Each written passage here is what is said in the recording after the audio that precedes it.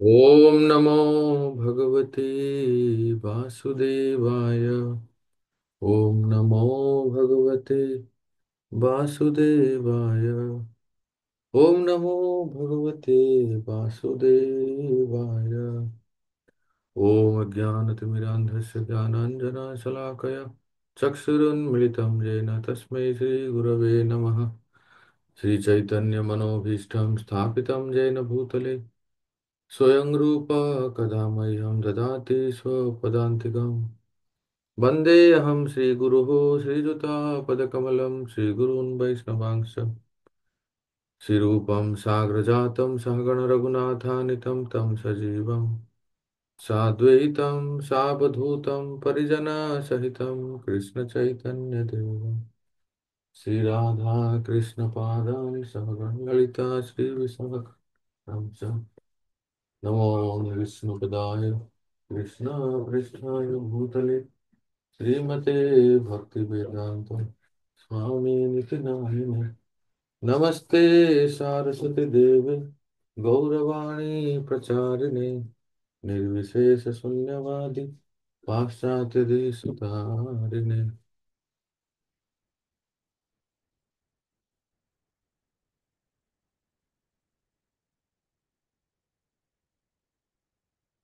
पंचकल्पतरुभ्यश्च कृपा सिन्धुभ्य एव च पतितानां पावनेभ्यो वैष्णवेभ्यो नमो नमः। जय श्री कृष्ण चैतन्य प्रभु नित्यानंद श्री अद्वैत गदाधर शिवासादि गौर भक्त वृंद। हरे कृष्ण कृष्ण कृष्ण हरे हरे हरे राम राम राम हरे हरे। गुरवे गौरचंद्राय राधिकाय तदालये कृष्णाय कृष्ण भक्ताय तद्भक्ताय नमो नमः। हरे कृष्णा। हरिनाम चिंतामणि में हम ये पढ़ रहे हैं भक्ति विनोद ठाकुर जो रचयिता हैं वो श्री नामाचार्य श्री हरिदास ठाकुर तथा सुनाई दे रहा है कांताराधारणी माता। জি ব্রো জি শোনা যাচ্ছে সব। अच्छा ठीक ठीक है। तो एक एक तो है कि अ, नामाचार्य हरिदास ठाकुर और श्री चैतन्य महाप्रभु इनके बीच में वार्तालाप।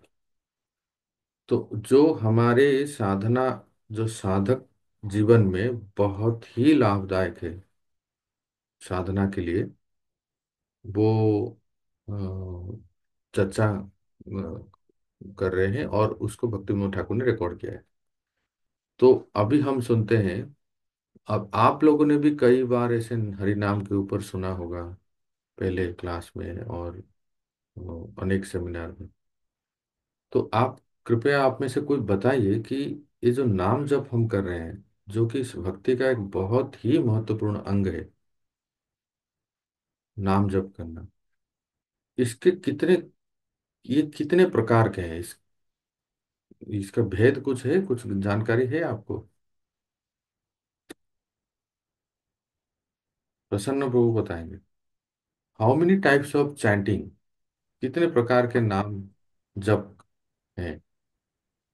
तो ये तीन के बारे में पता है मेरे को। उपांशु जप होता है जो मन से करते हैं, और एक बोल करके होता है, और एक जो है बहुत सॉफ्टली होता है। इस तरह से होता है, नाम मेरे को एग्जैक्टली याद नहीं आ रहा है। ठीक तीन, एक ठीक। मन में करते हैं और एक बोल करके करते हैं जोर जोर से, इस तरह से। और एक जो चिल्ला करके हम कीर्तन करते हैं उच्च स्वर में, उच्च कीर्तन। ऐसे क्या? ये तो ये टाइप्स हो गए कि हाँ। कितने जैसे आपने बताया। मैं ये पूछ रहा हूँ कि नाम जप के क्या क्या स्तर हैं लेवल लेवल्स। और स्तर स्तर तो प्रभु जी नामाभास, नाम अपराध और शुद्ध नाम। हाँ सुंदर बहुत अच्छा। देखिए साधारणतः हम लोग ये जानते हैं कि अपराध नाम नामापराध नामाभास और शुद्ध नाम ये सबको प्राय पता है। तो प्राय हम लोग जो नाम जप करते हैं वो कौन से स्तर पे हैं शैलजा देवी माता। नाम अपराध। अब आप बहुत सिंसियर हैं। तो यही है। हाँ, राकेश को। माता जी ने बिल्कुल सही कहा प्रभु जी। हम लोग अभी अपराध मुक्त नहीं हुए हैं प्रभु जी, अपराध युक्त ही नाम साधना करते हैं प्रभु जी। अच्छा अच्छा। तो अगर हम लोग अपराध युक्त नाम जप करते हैं, तो फिर प्रसन्न प्रभु जो कह रहे हैं कि दूसरे दोस्त तरह हैं, कि एक नामाभास है, वो सब क्या है फिर? नामाभास ये क्या होता है?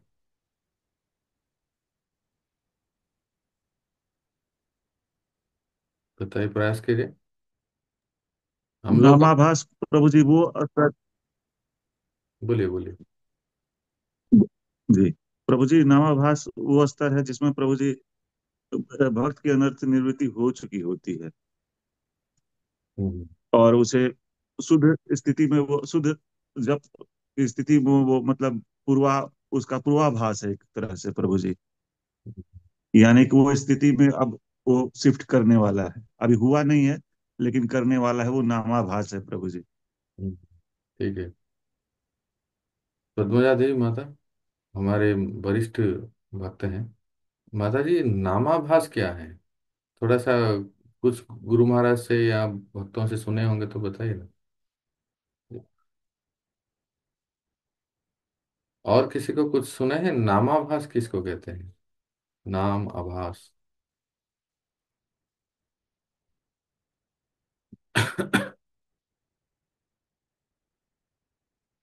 तो चलिए फिर हम हरे स्लाइड्स। कृष्ण प्रभु जी।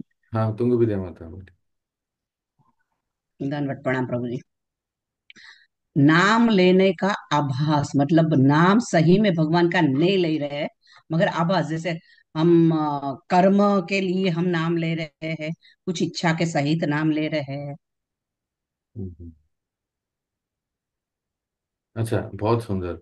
अब आप में से कोई ये बताएं। हाँ, प्रसन्न को। हरे कृष्ण जी। नामाभास का ऐसे बोला भी जाता है, जैसे सूरज है, उस सूर्य की किरण एक दिख गई है, अभी सूरज नहीं निकला है, हम्म। वो किरण जो है वो नामाभास है। हम्म। सूर्य उदय नहीं हुआ है, सूर्य के किरण से हम कहते हैं कि वो सूर्य का आभास है। ठीक उसी प्रकार से ये भी कंप्लीट कीजिए। हाँ, उसी प्रकार से नाम अभी शुद्ध नाम नहीं हुआ है, लेकिन उस नाम की जो हमें झलक, जो सिम्टम थोड़े बहुत दिखाई देते हैं, उससे हमें लगता है कि ये नाम आभास का है। जैसे हा राम बोलते हैं, तो हरिदास ठाकुर ने महाप्रभु से प्रश्न किया था कि इनका उद्धार कैसे होगा, तो महाप्रभु ने कहा था कि नाम आभास से हो जाएगा। हा राम बोलेंगे तो हे राम, राम का नाम आएगा, तो उनको नाम आभास का जो है उसका फल उनको मिल जाएगा, तो उससे उनका उद्धार हो जाएगा इस तरह से। ठीक है। और आप में से कोई ये बताइए कि नामाभास में किसी का उद्धार हुआ है? कोई एग्जाम्पल है आपके मन में? हाँ, बताइए प्रसन्न भाई। तो जी अजामिल का सबसे बड़ा उदाहरण है, उन्होंने शुद्ध नाम तो नहीं लिया था, लेकिन नामाभास ही उनका था। इस तरह से बताते हैं कि उन्होंने नाम के आभास से उनका उद्धार हो गया था। अजामिल का प्रसंग आप लोगों ने प्राय पढ़ा होगा, सुना होगा, कथा भी सुने होंगे, है ना? तो अजामिल के प्रसंग में जब, मतलब किस प्रकार से उनके नाम जब को हम नामाभास कहेंगे, शुद्ध नाम नहीं कहेंगे? क्यों? क्या क्या कमी रह गई? तुंग विद्या माता। हरे कृष्णा, उन्होंने भगवान का नाम नहीं लिया था, मगर उसको अपने पुत्र का नाम लिया था, तो नाम के बल पर उसको वो फल मिल गया। हम्म। अब तुंग विद्या माता ने बहुत अच्छा कहा कि उन्होंने अपना पुत्र का नाम लिया, भगवान का नाम नहीं लिया। पर वो पुत्र का नाम क्या था? नारायण। नारायण। हाँ। तो ये बताइए तुंग विद्या माता कि उस उन्होंने अपने पुत्र का नाम लिया। आप अपने पुत्र का नाम लेते हैं गोविंद। तो कोई भी अपने पुत्र का या पति का नाम लेते हैं, तो जो भगवान के नाम से है, तो बस ये पुत्र का नाम लेने से, पति का नाम लेने से, या अपने किसी सखी का नाम लेने से हमारा उद्धार हो जाएगा? जैसे प्रभु अजामिल की गति हुई, उनको एक्सटेंशन मिला था, तुरंत वैकुंठ प्राप्त नहीं हुआ था। ऐसे ही अगर जो नाम भी हमने अजामिल की तरह एक ही ध्यान से उसने अपने बच्चे को बचाने के लिए नारायण नारायण करके पुकारा, तो ऐसे अगर हमने दर्द जैसे दर्द से हमने भगवान का नाम पुकारा सही में, हमें मालूम नहीं है कि ये भगवान का नाम है, मगर हमने पुकारा, तो हमें भी जैसे अजामिल की गति हुई ऐसे गति हो सकती है। अच्छा, अभी देखिए तुंग विद्या माता, अजामिल को क्या ये पता था कि ये भगवान का नाम है? हाँ, क्योंकि ऋषि मुनि उसको लेके गए थे ना, जो लोग उनके घर आए थे ऋषिया, तो उनको मालूम तो था क्योंकि वो ब्राह्मण था और पहले सब कुछ करता था। तो मगर उस समय जब उन्होंने नाम लिया, उस समय उन्होंने भगवान का नाम ध्यान करके नहीं लिया, मगर अपने पुत्र को बचाने के लिए किया। तो पुत्र का नाम लिया, जिसका नाम था नारायण। उन्होंने भगवान का नाम नहीं लिया, पुत्र का नाम लिया। तो बस एक पुत्र का नाम जो भगवान से नाम से संबंधित है, उतना नाम लेने से क्या वो, उनकी गति क्या हुई? हरे कृष्ण प्रभु जी, वो नहीं यमदूत लेके गए, नहीं वैकुंठ के जो दूत आए थे वो भी नहीं लेके गए। उनको तब मालूम पड़ा कि सिर्फ नाम लेने से उनको यमदूत चले गए, और उसने जो डिस्कशन वो सुना, तो सही में उसको जैसे बोलते कि उसको हरिद्वार में उन्होंने बाद में सही में भक्ति का मार्ग चुना और बाद में उसको वैकुंठ धाम मिला। हाँ, तो ये आप जो कह रहे हैं ना, इस बात पर हमारा ये चर्चा है कि केवल एक पुत्र का नाम लेना, या किसी साइन बोर्ड में लिखा है हरे कृष्णा लिखा है, या कोई मूवी आया है जिसमें कोई गाना है हरे कृष्णा, या किसी मूवी का नाम कृष्ण से राम से संबंधित है, हम लोग कभी कुछ बोलते हैं, क्या बस ये ही नाम लेना काफी है कि हमें हम मुक्त हो जाएंगे? बोलिए तुंगो विद्या देवी। पहले तो नाम लेना काफी तो नहीं, क्योंकि चैतन्य महाप्रभु ने 3 स्तर तो बताए हैं वैष्णव के। जो हरे कृष्ण सिर्फ बोलते हैं वो भी भक्त है, फिर महामंत्र जो बोलते हैं वो भी भक्त है, और फिर जो शुद्ध भक्ति करते हैं वो भी भक्त है। तो उस हिसाब से देखे जाए तो सिर्फ नाम लेना वो भक्ति की स्वीकृति तो हो गई। उसके दरमियान अगर उसको मालूम है कि ये भगवान का नाम है, हम्म, अगर नहीं मालूम है तो स्वीकृति मिलेगी, और कोई ना कोई भक्त उनको नारद मुनि जैसे, या तो हमारे इसको उनके कोई भक्त मिल जाएंगे उनको, आपके और जैसे। भक्ति में लगाएंगे।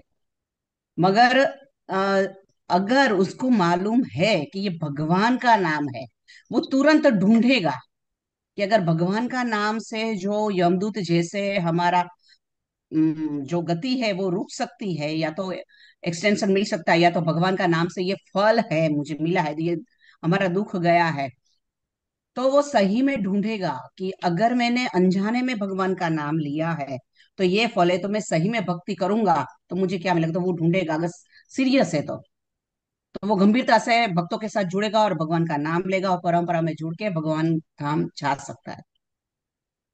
ओके, बहुत अच्छा। अब सारे प्रश्न तुंग विद्या माता से ही पूछ लेंगे तो अच्छा नहीं लगता, पर आप लोग कोई बोल नहीं रहे ना, इसलिए हम दोनों ही चर्चा कर रहे हैं। आप लोग कोर्ट में बस सुन ही रहे हैं। अब হরে नेक्स्ट। হরে কৃষ্ণ বলে সরি বলি ওই লিঙ্ক পাঠিয়ে দেবেন কি আমার এই কাদম্বরী ললিতা জয়েন করতে পারছে না গ্রুপে এই লিঙ্কে হচ্ছে না একবার আপনি একটু লিঙ্ক পাঠিয়ে দিন তো ठीक है, গ্রুপেতে সরি বলে तुंग विद्या माता, नेक्स्ट क्वेश्चन ये है कि अजामिल एक नंबर का पापी था। उसने ऐसा कोई पाप जो नहीं है जो उसने नहीं किया था, और उसने भगवान का नाम लिया, अपने पुत्र का नाम लिया, और मृत्यु पास से बच गया जैसे आप कह रहे हैं।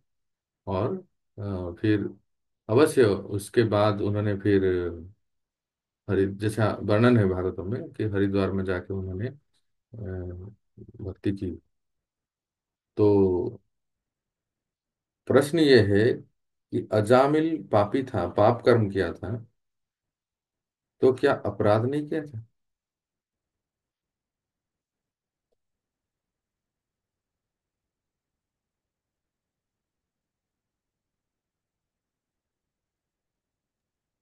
विद्या अपराध मतलब, नहीं किया वो प्रश्न है। हाँ, क्या वो पाप ही किया था, क्या उसने अपराध नहीं किया था? क्या कभी अजामिल ने अपराध किया था? वो जब छोटा था, मतलब जब अपने पिता के साथ ब्राह्मण की क्रिया कर रहा था, ब्राह्मण उचित जो कर्म कांड वगैरह, तब तो उनको वो नहीं किया था क्योंकि पिता की आज्ञा से ही रहता था। मगर जब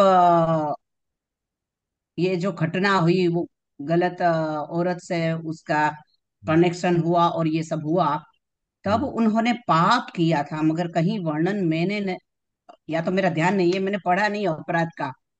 हम्म। पाप की बात आती है, अपराध की बात तो मैंने नहीं सुनी। लिंक कोई शेयर कर सकते हैं क्या? वो वो माता श्री बोल रहे हैं।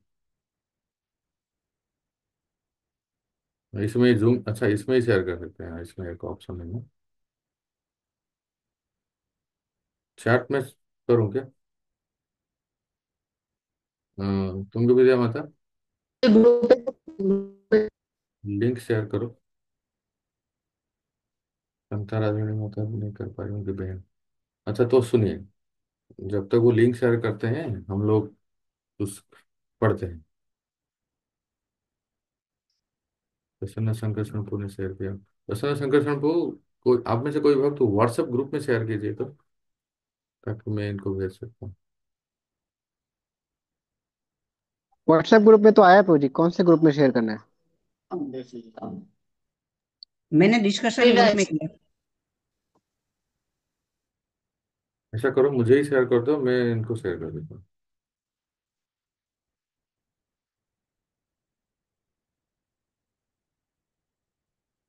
तब तक मिला मुझे, अभी मैं अंतर आदरणीय माता को शेयर कर दूँ।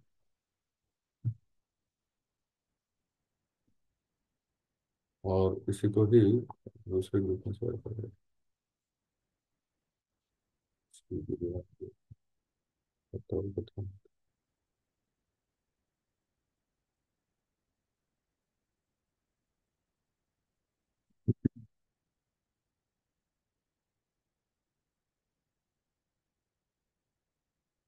तो अभी देखिए, बहुत महत्वपूर्ण है।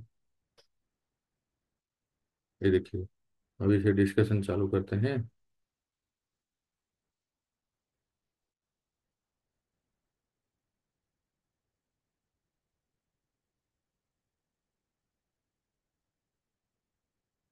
तो मेरे नाम Chintamani.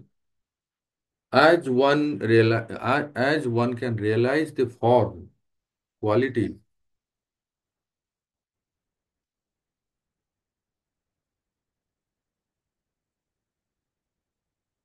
as one can realize the form, quality, and activities of the Lord by taking shelter of the holy name, the name is thus accepted as the वैष्णव धर्म। जैसे ही कोई अनुभव करने लगता है कि भगवान का नाम, बैटरी लो हो गया मेरा। एक सेकंड रुकिए, मेरा लैपटॉप का बैटरी लो हो गया।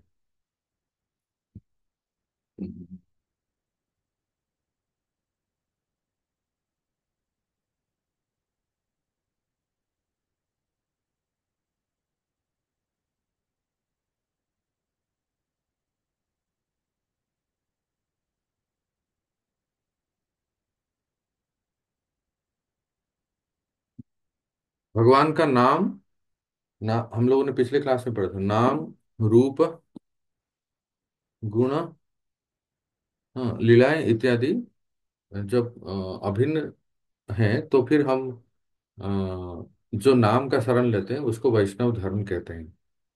भक्ति जो परो धर्म है, lord Chaitanya himself accepted as a fact that through the chanting of the name all the pastimes of the lord could be revealed. भगवान श्री चैतन्य महाप्रभु ने भी ये स्वीकार किया है, केवल भगवान नाम जप करते रहे अनवरत तो रूप गुण लीला इत्यादि धीरे धीरे अलग अलग स्तर पर प्रकट होते हैं। नेक्स्ट, हरिदास कंसिडर्ड पूज्य वैष्णव। तो वैष्णव कौन है? फिर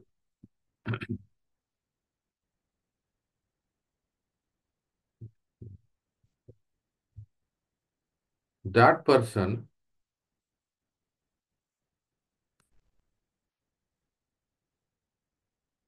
That person is called a Vaishnava who takes the holy name in faith and pure intention. And that person is called a semi-Vaishnava who takes the name but with the impurity of Namabhas. उसको वैष्णव कहते हैं जो अटूट श्रद्धा किसमें, भगवान नाम से, नाम में, और नाम जप करने में उसका उद्देश्य बिल्कुल शुद्ध है, उसमें कोई अल्टीरियर मोटिव नहीं है, कुछ अवांछित इच्छाएं नहीं। और उस भक्त को सेमी वैष्णव कहते हैं जो नाम तो लेते हैं पर कई सारे अशुद्धियों के साथ, अर्थात कई सारे भौतिक इच्छाओं के साथ और संबंध ज्ञान को पूर्णतः जाने बिना, तो वो नामाभास है। However, by the mercy of Krishna, the semi Vaishnava gradually becomes a pure Vaishnava. और वो अगर साधना में नाम जप में रत रहता है तो नाम प्रभु की कृपा से जो भगवान श्री कृष्ण है वो शुद्ध भक्त बन जाते हैं। In either case one must take to the name for for in this material world there is nothing comparable to it. तो किसी भी स्तर में व्यक्ति को भगवान नाम का आश्रय लेना है जो कि इसके संसार में उसके सिवा और कुछ नहीं। It is the ultimate treasure in Krishna storehouse since it contains within the whole spiritual. भगवान के गोदाम में ये सबसे बड़ा एक महत्वपूर्ण और अल्टीमेट मणि है जिसके अंदर समस्त आध्यात्मिक जगत स्थित है। क्या है वो? हरिनाम। अब इसको हम लोग देखते हैं। देखिए, साधारणतः हम लोग जब कहते हैं नाम जप के स्तर क्या है, एक शुद्ध नाम है, दूसरा नामाभास। और कई जगह पे कहते हैं एक अपराध नाम, फिर दूसरा नामाभास, और तीसरा है शुद्ध नाम, है ना। तो अभी इस चार्ट को, इस स्लाइड्स को, इस ग्राफ को बहुत अच्छी तरह से ध्यान से देखिए और इसको समझने का प्रयास कीजिए। बहुत धीरे धीरे से हम इसको सुनेंगे, डिस्कशन करेंगे। आप समझ जाइए पहले, उसके बाद मैं आपको जब ये शेयर करूंगा तो आप नोट कर सकते हैं, है ना। तो सुनिए, सबसे पहले भगवान नाम। भगवान नाम के कई स्तर हैं। सबसे पहला है अपराध। एक मिनट रुकिए, मैं इसको थोड़ा ऐसे इंडिकेट करता हूँ। अपराध और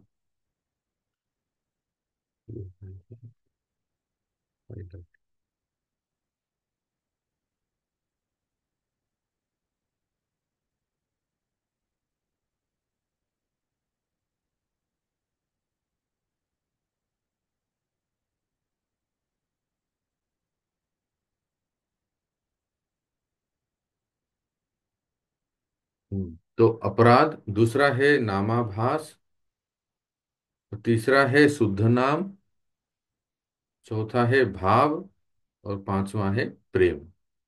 इस प्रकार से फिर से रिपीट करता हूं। भगवान नाम जप करने के कई स्तर हैं। पहला है अपराध, अपराध युक्त नाम, फिर दूसरा है नामाभास, तीसरा है शुद्ध नाम, फिर शुद्ध नाम से भी, और भाव नाम और प्रेम नाम। ठीक है। अब ये जो अपराध नाम है, ये आपके सामने स्क्रीन पे देख रहा है, ये दो प्रकार के हैं। ठीक है। पहला क्या है कि जो नास्तिक और मायावादी लोग नाम कीर्तन करते हैं। तो दूसरा क्या है, जो भक्त नाम कीर्तन करते हैं। तो पहला, जो नास्तिक भगवान के अस्तित्व को नहीं मानते हैं, और जो भगवान, और मायावादी जो भगवान को साधारण मनुष्य जैसा मानते हैं या निराकार मानते हैं, ऐसे लोग जब नाम कीर्तन करते हैं उनका they have malicious nature towards Krishna. क्योंकि ये जो नास्तिक और मायावादी होते हैं वो भगवान के स्वरूप को नकारते हैं अस्तित्व को स्वीकार नहीं करते हैं, इसलिए उनके नाम कीर्तन से भी कोई लाभ नहीं होता। अल्टीमेटली वो, उनका कोई प्रगति नहीं होता है, वो अधोगामी होते हैं, वो नरक जाते हैं, क्योंकि वो अनुकूल भाव से भगवान का नाम जप कीर्तन नहीं करते हैं। एक एक तो आपको कहेंगे कि ये लोग कीर्तन करते हैं क्या? नहीं करते हैं। ये भगवान नाम जप और कीर्तन ये नहीं करते हैं। परंतु कभी कभी जब कोई मायावादी भी या कोई नास्तिक भी हरे राम हरे कृष्ण गोविंद गोपाल कहते हुए अगर देखा जाता है, तो फिर उनकी बिल्कुल श्रद्धा नहीं होती है। वो भगवान के स्वरूप को मानते नहीं है। तो इसलिए वो अपराधी है। मायावादी कृष्ण अपराधी, सुना होगा आपने, कविराज गोस्वामी कहते हैं, महाप्रभु श्री चैतन्य। उनके श्रद्धा नहीं है, हरि नाम के ऊपर श्रद्धा नहीं है, और वो अपराध युक्त है। तो उनकी कोई सदगति नहीं होती। ये हो गए नास्तिक और मायावादी। दूसरे कैटेगरी के जो हैं वो भक्त हैं, जैसे हम लोग साधक हैं। तो ये भक्त लोग भी अपराध युक्त नाम करते हैं। जैसे आप लोगों ने भी बताया, कई बार हम लोग अपराध युक्त नाम जप कर, वो क्यों करते हैं? आगे लिखा है देखो, because of carelessness and due to incomplete संबंध ज्ञान। ये दो कारण है। क्योंकि वो सावधान नहीं होते हैं। नाम जप करते समय जो असावधान होते हैं और मतलब इनअटेंटिव होते हैं, ध्यान पूर्वक जप नहीं करते हैं, तो उससे फिर अपराध होता है।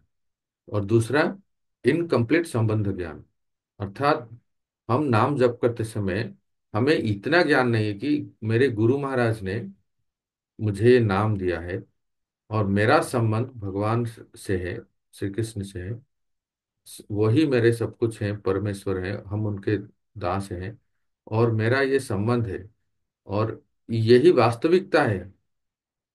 ये संबंध ज्ञान की अपूर्णता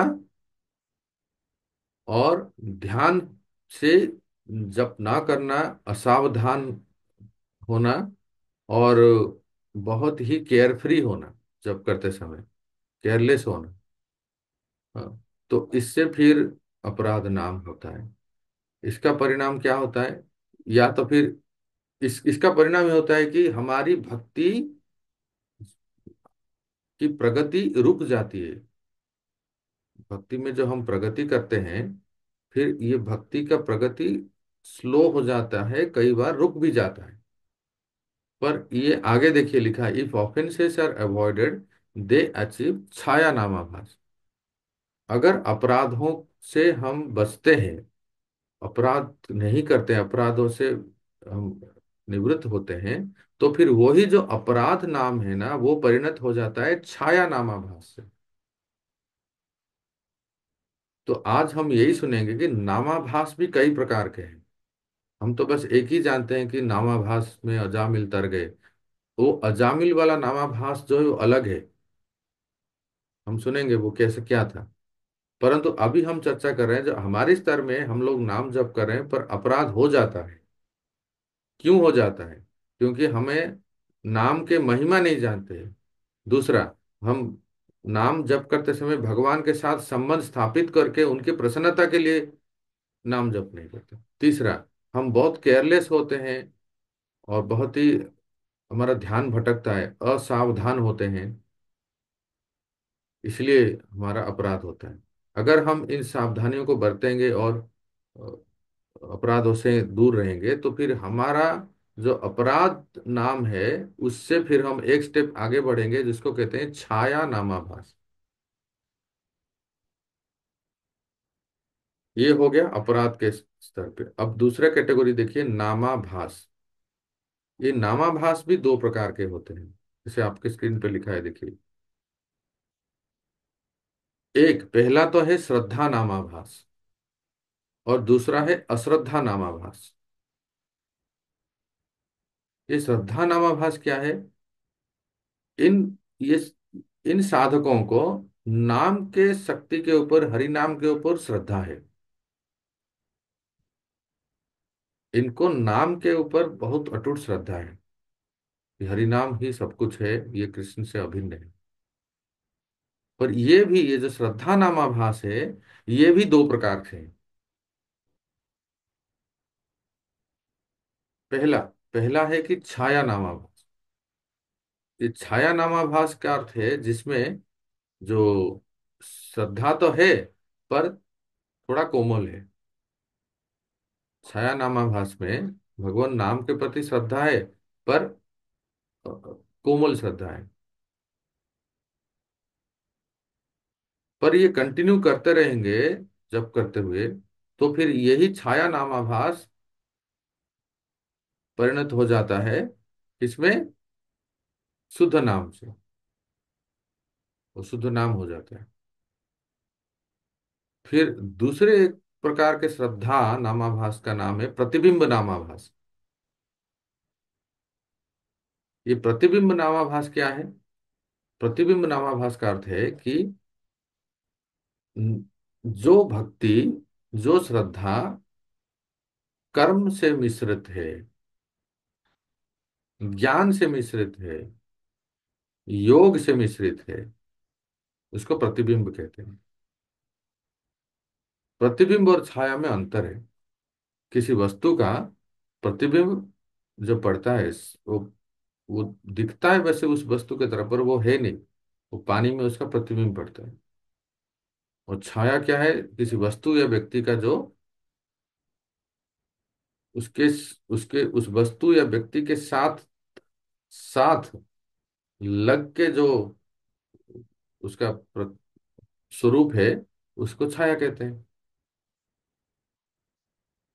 तो प्रतिबिंब नामाभास में फेथ, जो श्रद्धा है, वो भक्ति के साथ साथ कुछ कर्म का भी मिश्रण है कि नहीं, केवल भगवान नाम जप करने से नहीं होगा, कुछ पूजा पाठ कर्म, दोष निग्रह, दोष निवृत्ति ये भी करना पड़ेगा। या कुछ ज्ञान का मिश्रण है, केवल भक्ति करने से सब नहीं मिलता है, हमें और भी ज्ञान का अनुशीलन करने के लिए उपनिषद आदि हम अ, अध्ययन करें। और तरह तरह के जो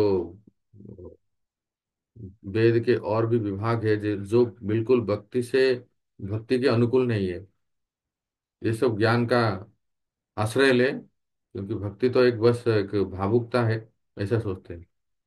और योग का भी मिश्रण जब होता है भक्ति में, वो सब हम लोग, कोई कोई भक्ति भी करता है पर साथ साथ योग करते हैं। और योग करना एक भक्ति के लिए, भक्ति को आवृत नहीं करना चाहिए। शरीर को इतना स्वस्थ रखे योग करके कि जिसमें नाम जप अच्छा हो पाए। लेकिन नाम जप को सेकेंडरी करके केवल योगा करते रहें, तो फिर उस भक्ति में योग मिश्रित हो जाता है, जिसका लक्ष्य होता है कि हम कुछ सिद्धि प्राप्त कर लें। और जो योगी होते हैं वो भी कभी, कई बार देखे रहते हैं, वो भी हरे राम हरे कृष्ण करते हैं, भगवान नाम लेते हैं। कुंडलिनी जागृत करना चाहिए, तब जाके सब कुछ होता है, ये क्या सिर्फ हरे राम हरे कृष्ण करते हैं, ऐसा सब। तो इस प्रकार से जो नाम का आश्रय लेते हैं उसको कहते हैं प्रतिबिंब नाम आभास। इनकी गति क्या होता है? देखिए, दे अटेन शांत रति, तो सालोक्य मुक्ति इत्यादि। अगर ज्यादा से ज्यादा भगवान की जो वैकुंठ में जो मुक्ति होती है, सालोक्य आदि, सामीप्य इत्यादि, ये मुक्ति हो सकती है, क्योंकि वो भक्ति कर रहे हैं, नाम जप कर रहे हैं, पर साथ साथ उनका अ, उसमें कुछ कर्म ज्ञान योग का कुछ मिश्रण भी है, तो इसलिए वो मुक्ति प्राप्त करेंगे। अगर रति को प्राप्त करेंगे, वो भी ज्यादा से ज्यादा भगवान के धाम में शांत रति, जिससे भगवान के साथ कोई डायरेक्ट रेसिप्रोकेशन नहीं होगा।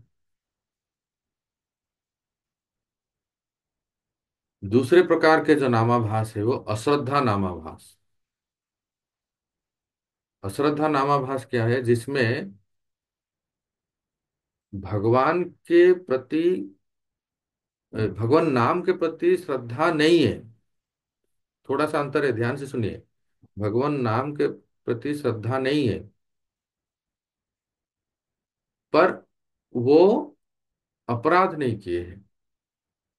No faith in the holy name but no offences. थोड़ा सा अंतर है ना, श्रद्धा नामाभास में भगवान नाम के प्रति अटूट श्रद्धा है, और उस उसमें पर वो अपराध हो जाता है, कभी कभी अपराध होता है, इसलिए वो श्रद्धा नामाभास। पर अश्रद्धा नामाभास में क्या है कि हरि नाम के प्रति श्रद्धा नहीं है, पर उन्होंने कभी ऐसे अपराध नहीं किए। वो कितने प्रकार के? 4 प्रकार के। सांकेत्यम, पारिहास्यम व स्तोभम, हेलनम एवं। अजामिल चरित्र में ये श्लोक आता है कि कोई सांकेत्य, जैसे अजामिल अपने पुत्र का नाम लेके भगवान का नाम लिया। पारिहास्यम, कोई हंसी मजाक परिहास में भगवान का नाम लिया, कुछ गाने गा लिए, कुछ गीत गा लिए, कुछ डांस कर लिए, या मजाक में भी बोल दिए, देखो अरे ये लोग कितने अच्छे नाचते हैं, देखो। कोई संकीर्तन का पद यात्रा चल रहा है, या हम लोग संकीर्तन कर रहे हैं, और कोई लोग जो है हमारा परिहास में भी बोल दिए, ये हरे रामा हरे कृष्णा वाले बहुत अच्छा डांस करते हैं। तो ऐसा बोलते समय वो भगवान का नाम लिए।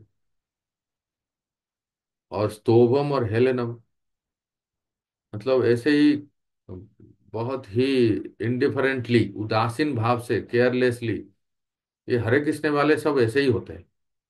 ऐसे भी कहते हैं हम, कुछ लोग कहते हैं उदासीन भाव से, और मजाक परिहास में, और ऐसे दिखाते हुए, या कभी ऐसे कुछ कई बार थोड़ा चिढ़ा देते हैं कि हरे कृष्ण वाले, मतलब उनका उनका कोई मैलिशियस इंटेंशन नहीं है, पर वो परिहास मजाक कर लेते हैं कभी। कुछ गाने गा लेते हैं कुछ इस प्रकार से, या कभी गिरते पड़ते भी आई अम्मा के बदले हरिओम बोल देते हैं, है ना? आप लोग देखे होंगे, ये जो सुबह सुबह पार्क में टहलते हैं और एक दूसरे को कहते हैं हरिओम, हरिओम ऐसे कहते रहते हैं। इस संघ वाले आरएसएस पे भी एक दूसरे को देखते हैं हरिओम कहते रहते हैं, है ना? ये सब इसमें आएंगे। क्या? अश्रद्धा नामाभास, अर्थात वो कभी किसी के ऐसे अपराध इतना नहीं करते हैं, पर भगवान नाम में अटूट श्रद्धा नहीं है। बस एक कहते हैं ना, हम भी हिंदू हैं, गर्व से कहो हम हिंदू हैं, इसलिए सब लोग हरिओम बोलो। दुकान का नाम भी हरि है, और दुकान में बैठने वाले भी सब हरि हरि है। पर ये सब कोई ऐसा नहीं कि माला लेके जप करने वाले कमिटेड हैं, 1 माला 2 माला 4 माला 8 माला 10 माला 16 माला तक, या उससे भी ज्यादा, ये सब नहीं होता है। तो इसको कहते हैं अश्रद्धा नामाभास। बट इसमें एक ध्यान देना है कि जनरली ये बहुत कम केस होते हैं कि नॉट विदाउट ऑफेंसेस। मतलब ऐसा जो कहते हैं ना कि अच्छा होता, जैसे कोई ऐसा कह सकता है ये सब सुन के, हम लोग भक्ति मार्ग में आए और फिर नाम ले रहे हैं, और नाम लेते लेते हम अपराध के बारे में भी सुनते हैं, और को अपराध के बारे में जानते हैं, तब अपराध होता है। अच्छा होता है कि अपराध के बारे में कोई जानते ही नहीं होते, अपराध के बारे में सुनते ही नहीं होते, सुने ही नहीं होते, तो हम भी कैसे हरिओम और हरे कृष्ण कहते, तो हमारा भी जामिल की तरह उद्धार हो जाता। या जो पायस फैमिली है, अपने घर में बच्चे का नाम रखते हैं आर्यन, या अंशु, या गोविंद, या कुत्ते का भी नाम रख लेते हैं बलराम, ऐसे कुछ रख लेते हैं। अपने गाड़ी का नाम रखते हैं, पशु पक्षी का नाम रखते हैं, अपने घर का भी नामकरण कर देते हैं, है ना? तो इसलिए हमें ये जानना चाहिए इन लोगों की गति क्या होती है। तो ज्यादा से ज्यादा अगर वो इस तरह से नाम लेते हैं और उनका शरीर छूटता है सास जो सात्विक भावना में, तो वो ज्यादा से ज्यादा इम्पर्सनल लिबरेशन, उनको मुक्ति मिलता है। उससे ज्यादा नहीं, कोई संबंध नहीं है, कोई भगवान भगवान से कोई रस, कोई किसी रस में संबंधित नहीं होते। जैसे अभी प्रसन्न प्रभु कह रहे थे, कोई हराम कहते हैं। तो वो ऐसा नहीं कि वो भगवान के नाम को जान के हैं, उसकी महिमा को जान के वो बड़े अनुकूल भाव से वो नाम लेते हैं ना। कोई मूवी का गाना गाते हैं, दम मारो दम, हरे कृष्णा, इसे हरे कृष्णा हरे राम, ये सब कोई भगवान के नाम के महिमा नहीं जानते, भगवान के नाम के ऊपर इतना श्रद्धा भी नहीं है। पर कोई ऐसा वो अपराध भी नहीं जानते। अपराध अपराध क्या होता है वो नहीं जानते, जो बाहर के लोग हैं, वो क्या जानेंगे नाम अपराध। तो इसका मतलब ये हुआ कि बाहर के लोग नहीं जानते अपराध के बारे में, और भगवान का नाम लेते हैं, वो हमसे अच्छे हैं। और हम इतना 10-15 साल से दीक्षा लेके भक्ति करके हम लोग अपराध नाम लेते हैं और वो लोग नामाभास है। जरा सोचिए इस बात को। और वो लोगों को मुक्ति मिलता है और हम यहाँ अपराध नाम लेके बैठे हैं। इसका अर्थ ये है कि अजामिल ने अपने पुत्र का नाम लिया संकेत में, उसी प्रकार से कोई व्यक्ति किसी गाड़ी का नाम लिया, अपने घर का नाम रखा, अपने बच्चे का नाम रखा। इस प्रकार से वो लोग अपने बच्चे का नाम लेते हैं और अपने कोई गाड़ी, कोई घोड़ा, कोई दुकान, कोई मकान, इसका नाम रखते हैं भगवान के नाम से। वो नामाभास हो गए। और हम लोग जो दीक्षा लिए हैं 15-20 साल से जप कर रहे हैं, हम उनसे भी गए भी थे कि अपराध नाम ले रहे हैं, हम इतने नीच स्तर में आ गए। जरा इस स्थिति को समझिए। जो हम लोग कहते हैं कि अजामिल ने तो नामाभास लिए और वो तर गए, इस वाक्य को बहुत ध्यान से समझने का प्रयास कीजिए। कि ऐसा नहीं कि अजामिल ने एक बार पुत्र का नाम ले लिए, एक बार नहीं, उन्होंने कई बार लिया और अंत समय में उनके नारायण नाम आ गया और वो यमदूत उनको तो कोई ये भी कह सकता है मैं जीवन भर जो पाप करना है कर सकते हैं, जो भी करना है करे, और किसी बच्चे का नाम रख ले राम कृष्णा, या हमारे घर का नाम रख ले, या अपना गाड़ी का नाम रख ले, और हम ऐसे ही चलते फिरते भगवान का नाम लेते हैं। और एक दिन ऐसा आएगा, हमारी जब अंतिम समय आएगा, तो हम अपना घर का नाम ले लेंगे, या गाड़ी का नाम ले लेंगे, या बच्चे का नाम ले लेंगे जिसका हमने भगवान का नाम रखा है, और हमारे भी ऐसे ही उद्धार हो जाएगा। और यहाँ जो हम लोग जो 20-25 साल से गुरु दीक्षा लेके नाम जप कर रहे हैं, हम सब अपराधी हो गए। और ये लोग जो जो अपना गाड़ी का नाम ले रहे हैं, घोड़ा का नाम ले रहे हैं, घर का नाम ले रहे हैं, मकान का नाम ले रहे हैं, जो कृष्ण से संबंधित है, वो हमसे उस ऊंचे स्तर में और नामाभास स्तर में हो गए।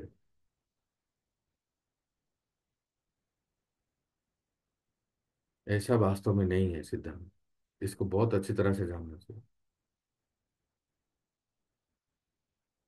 इसीलिए कहा गया है, जो सांकेत्यम पारिहासम स्तोभम हेलनम या अजामिल का उदाहरण है, ये इसको नोट कीजिए, this is very rare example.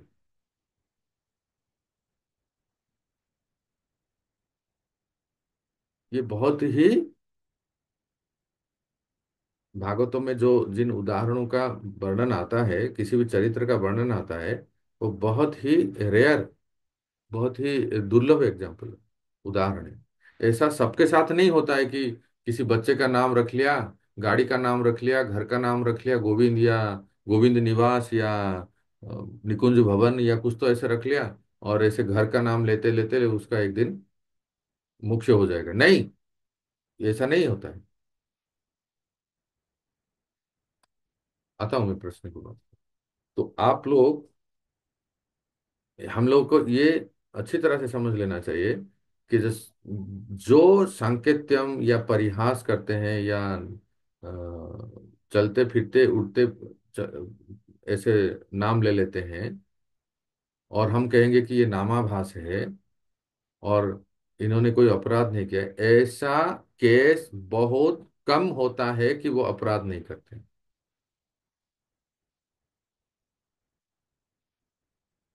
इसलिए देखो लिखा है जनरली नॉट विदाउट ऑफेंसेस, ऐसा विदाउट ऑफेंसेस होता ही नहीं है, क्योंकि वो कहीं ना कहीं वो उनसे अपराध होता ही है। अर्थात किसी साधु की निंदा करेंगे, जो जो लोग सांकेत्यम पारिहास्यम के स्तर में हैं, जो मजाक करते हैं या कुछ हरिनाम, ऐसा जरूरी नहीं कि सब लोग अजामिल के स्तर पे हैं। अजामिल का केस एक एक्सट्रीम एग्जाम्पल, एक केस है। अन्यथा प्राय सब लोग जो ऐसे चलते फिरते नाम लेते हैं, उनके लिए वो हो ना हो किसी ना किसी साधु की निंदा कर लेंगे, नहीं तो फिर हरि नाम को वो वैदिक कर्मकांड के साथ तुलना कर लेंगे कि इसकी क्या महिमा है, इत्यादि। जो 10 नाम अपराध है, कहीं ना कहीं कुछ तो हो जाता है। बहुत ऐसा कम होता है कि जिसने नाम अपराध के बारे में सुना नहीं है और हंसी मजाक में ऐसे हरे कृष्ण बोल दिए, और हंसी मजाक में ऐसे हरे कृष्ण बोल दिए तो बस उनका पाप कटेगा, है ना। जो पाप किए होंगे वो पाप करता है, पर उसके बाद तो फिर से वो पाप करने लगते हैं ना। इसलिए भक्तों, हमें इसको अच्छी तरह से समझना है। देखो अभी आपको मैं थोड़ा सा होल्ड कीजिए, मैं प्रसंग को कंप्लीट कर देता हूँ, फिर हम चर्चा करेंगे। इससे आप समझ जाएंगे। देखिए, तुमको विद्या मैं मैं आता हूँ आपके पास। देखो, ये स्लाइड को देखो, सेम स्लाइड को थोड़ा सा अच्छी तरह से वर्णन किया है। सबसे पहला स्तर देखिए, क्या है, एथिस्ट एंड मायावादी, जो नास्तिक और मायावादी, जो हमने पहला स्तर देखा, जो अपराध नाम करते हैं। और इनको ये हो गए, और जो अश्रद्धा नामाभास है, इससे पहले हमने जो देखा, ये जो स्तर आप देख रहे हैं ना, रुकिए मैं आपको इसको करता हूँ।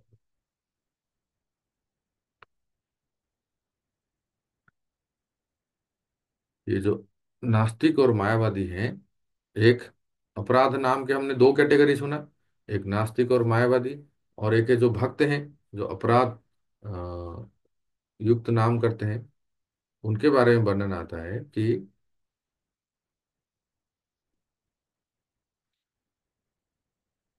एक तो ये हो गया एथिस्ट और मायावादी, दूसरा इधर देखिए, नीचे देखिए, मैं अभी अंडर हाईलाइट करता हूँ,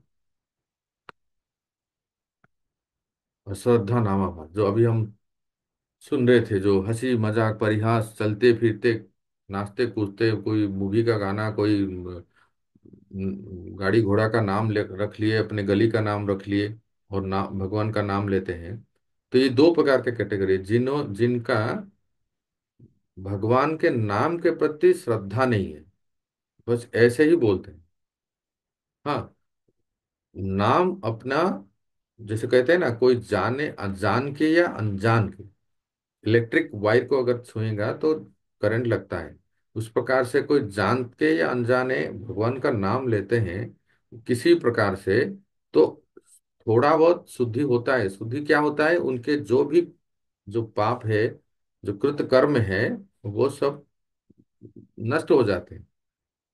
परंतु ये कंटिन्यूटी नहीं रहती है, वो फिर से वही अम, निंदा अपवाद करते हैं, और मूवी, टीवी, सिनेमा, इंद्र तृप्ति इत्यादि करते हैं, और फिर से नाम लेते रहते हैं, है ना।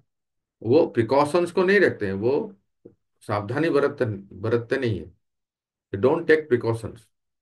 तो इसलिए यहाँ बताया गया है कि ये जो अश्रद्धा नामाभास के जो स्तर के लोग हैं, जो सांकेतिक पारिहास्यम, और जो एथिस्ट, जो नास्तिक और मायावादी हैं, इनको कहेंगे ऑन कॉन्शियस इनकॉम्पिटेंस। इनको कहेंगे ऑन कॉन्शियस इनकॉम्पिटेंस। इसका अर्थ ये है कि वो, मतलब, जो जो भी नाम लेते हैं, वो नाम की महिमा को जानते नहीं है, और ये सब ना जान के अनकॉन्शियसली, और उसमें बिल्कुल श्रद्धा नहीं है, ना नाम की महिमा को जानते हैं, और ना नाम जप के ऊपर श्रद्धा है। बस चलते फिरते देख किसी का देखा देखी नाम ले लेते हैं, या तो फिर उस नाम से हम कुछ नाम लेने से लोग हमें कुछ अर्थ या कुछ प्रसिद्धि मिल जाए, कुछ हमारी कथा चल जाए, इसलिए नाम ले लेते हैं लोगों को। तो इस इसको कहते हैं ऑन कॉन्शियस इनकॉम्पिटेंस। इससे ये बेटर है कि नाम अपराध करते हैं, जो नाम अपराध बाय डिवोटीज, ये उनसे श्रेष्ठ हैं कि जो भक्त हैं, अपनी साधना करते हैं, प्रचेष्टा कर रहे हैं, पर साथ साथ उनसे नाम अपराध हो जाता है। अर्थात वो लोग कॉन्शियस इनकॉम्पिटेंस, वो जानते हैं, हर दिन सुबह वो 10 नाम अपराध पढ़ते हैं मंदिरों में या घर में, वो कॉन्शियस है, परंतु उनसे जाने अनजाने में बहुत भूल चूक हो जाती है, अपराध हो जाता है। तो वो कॉन्शियस है पर इनकॉम्पिटेंस है, अक्षम है ना। अब देखिए, उससे उससे ये बेटर है जो छाया नामाभास है। छाया नाम अपराध नाम से छाया नाम, जो छाया नामाभास है, वो श्रेष्ठ है, क्योंकि ये क्या है, कॉन्शियस है और कॉम्पिटेंस है। अर्थात छाया नामाभास क्या क्या है, ये हमने जैसे पिछले स्लाइड्स में देखा, ये देखिए, इसमें हमने सुना था कि इसमें फेथ, हरिनाम के ऊपर श्रद्धा है, हो सकता है थोड़ा कम है, पर भगवान के नाम में, भगवान के अ, हरिनाम की महिमा में, और भगवान के विग्रह में, भगवान की लीला में, भगवान के धाम में, उनमें श्रद्धा है। हो सकता है थोड़ा कम बहुत है, पर है। और वो किसी भी ज्ञान, कर्म और योग के आश्रय में नहीं, केवल भक्ति के आश्रय में। तो ये लोग बहुत अच्छे हैं कि दे ग्रेजुअली वो शुद्ध नाम के स्तर पे जा सकते हैं। जैसे यहाँ देखिए, ये जो रेड मार्क आपको दिख रहा है, एरो मार्क, उसमें देखो, सबसे पहले कि कोई साधक, नाम जापक, जो अपराध के साथ नाम जप करते हैं, परंतु वो कॉन्शियस है। कॉन्शियस का अर्थ है वो अपराधों से बचते हैं, प्रयास करते हैं, वो जानबूझ के अपराध नहीं करते हैं, और हमेशा अलर्ट रहते हैं नाम अपराध को ध्यान में रखते हुए। तो ऐसे व्यक्ति जो रेड मार्क दिया है देखिए, वो तुरंत ही, भले अपराध कर रहे हैं, भक्त हैं, साधक हैं, अपराध हो जाता है, परंतु वो नाम जप करते ही रहते हैं, तो तुरंत वो छाया नामाभास के स्तर पे आ जाते हैं। तो आपकी स्क्रीन में रेड मार्क दिखा गया है, अर्थात वो अपग्रेड होते हैं। और फिर क्या होता है, छाया नामाभास से फिर दूसरा रेड मार्क जो आपको दिख रहा है, जो एरो मार्क है, वो तुरंत शुद्ध नाम के स्तर पे आ जाते हैं। छाया नामाभास में आके वो अगर वो कंटिन्यू करते हैं, तो फिर वो तुरंत शुद्ध नाम के स्तर पे आ जाते हैं। शुद्ध नाम से फिर भाव नाम, भाव नाम से फिर प्रेम नाम, ऐसे स्तर पे आते हैं, प्रेम से रस। परंतु ये जो आपको दिख रहा है कि अपराध से एक जो नास्तिक और मायावादी का एक स्तर है, और दूसरा है एक भक्त का स्तर है, जो अपराध युक्त नाम जप करते हैं। क्यों क्यों होता है अपराध, फिर से एक बार रिपीट करते हैं कि वो केयरलेस हैं, सावधान नहीं रहते हैं नाम जप में, और उनका नाम की महिमा और भगवान के साथ उनका संबंध ज्ञान पुअर है, बहुत ही दुर्बल है। अगर वो अपने संबंध ज्ञान के बारे में जाने, अगर वो नाम जप करते समय सावधान रहे, ध्यान पूर्वक जप करें, तो वो तुरंत ही छाया नामाभास के स्तर पे आ जाते हैं, जिसमें फिर वो अपराध मुक्त हो जाते हैं, और श्रद्धा बढ़ती है उन, और फिर अति शीघ्र ही वो शुद्ध नाम के स्तर पे आ जाते हैं। अगर एक बार छाया नामाभास से जो कॉन्शियस कॉम्पिटेंस है, कॉन्शियसली अवॉइड करते हैं और वो चाहते हैं कि हम प्रगति करें, और अगर वो सावधान नहीं रहते हैं, देखिए छाया नामाभास जो है वो प्रयास करते हैं कि अपराध से बचें और नाम जप करें, परंतु अगर वो सावधान नहीं रहते हैं तो फिर वो रिवर्स हो जाता है, फिर वो अपराध नाम के स्तर पे चले जाते हैं। मतलब 3 नंबर जो आपके स्क्रीन पे दिख रहा है छाया नामाभास, अगर वो सावधान नहीं रहे और अपराध से नहीं बचे, फिर नंबर 2 में चले जाते हैं अपराध नाम में। तो प्राय हम सब इसको समझ सकते हैं, हम लोगों का स्तर इसी 2 3 3 2 2 3 3 2 2 3 3 2 में ही ऊपर नीचे होता रहता है।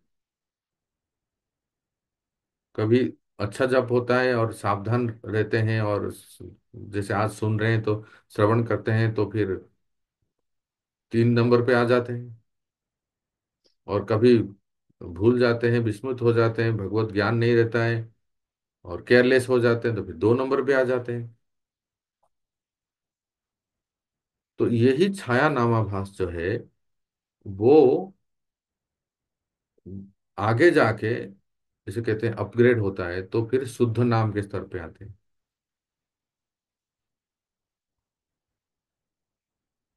शुद्ध नाम के स्तर पे क्या है? Unconscious competence. अनकॉन्शियस कॉम्पिटेंस का अर्थ है कि साधक उस स्तर पे पहुंच जाता है जहां उसकी कॉन्शियस उसका उस उसकी उसकी जो ध्यान वो नहीं रहता है, पर वो कॉम्पिटेंस रहता है। कॉम्पिटेंस का अर्थ है वो ध्यान नहीं रहता है, पर ध्यान नहीं रहने पर भी वो अपराध नहीं करता है कभी,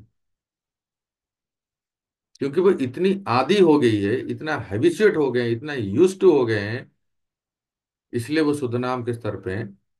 तो इस स्तर पे वो इतना कॉम्पिटेंस हो जाते हैं कि उनसे गलती या अपराध होता ही नहीं है। वो by mistake, by default, unconsciously वो उस स्टेज पे रहते हैं कि उससे होता ही नहीं।